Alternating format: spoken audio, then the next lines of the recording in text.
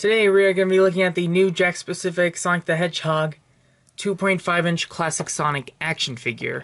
Jakks Pacific just recently released this, was able to get it at one of my local Targets for $5. There's what the back of the box looks like. The description says, "The world's fastest blue hedgehog." That's it. Like, no other, it's so weird, because Jakks Pacific is known for making really good descriptions for their Sonic figures, and even the small ones have really nice descriptions, but they couldn't think of anything better for classic Sonic. I mean, they could just repeat the exact same description, of the actual 4-inch figure, but oh well.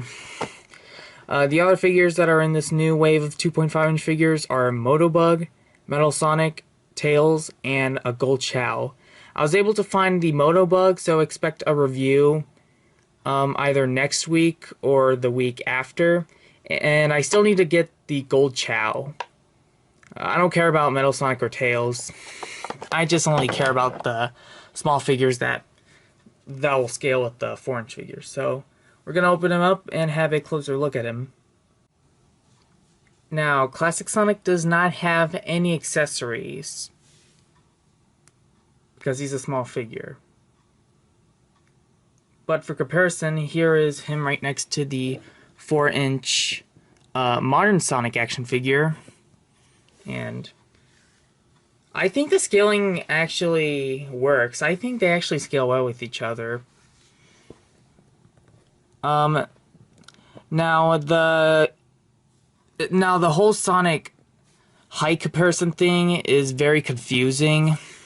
And, well, basically, Sonic's canonical height is around 3 tall.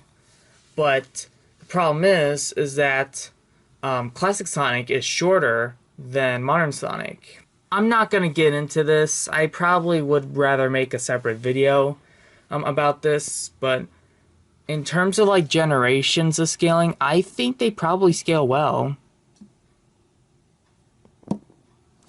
So let's just get modern out of the way, and let's take a look at the 2.5-inch classic Sonic figure. There will be a 4-inch figure coming out for Wave 4, but in the meantime we have the shorter, smaller figure. And the sculpt looks really nice. My real issue is that the articulation, the posability, might be extremely limited. I mean, Tomy was able to get their pre-posed figures really well, but I'm not so sure if Jakks Pacific really does that right. Another criticism I have, not so sure if it's really a criticism, but I have no idea what that face expression is supposed to be. Is he supposed to be smiling, or is he supposed to be frowning? What facial expression is that supposed to be? Articulation. His head rotates, but it'll probably be limited because of the way his arm is positioned. And by the way, he also has universal shoulder joints that go up and down and forwards and backwards. He does not have any wrist movement, and he also has universal hip joints that go back and forth and sideways. I think the worst thing about this figure is probably his left arm, because of how posed it is. It's very bending down. It feels like you could only get him into one pose, and that's just it. And I don't know. It's definitely not a bad figure. I definitely seen some better action figures of classic Sonic, but in terms of just the sculpt and paint job, I think this figure looks really well. Obviously, he's definitely inferior to the Tomy figure of classic Sonic, but I think this is alright.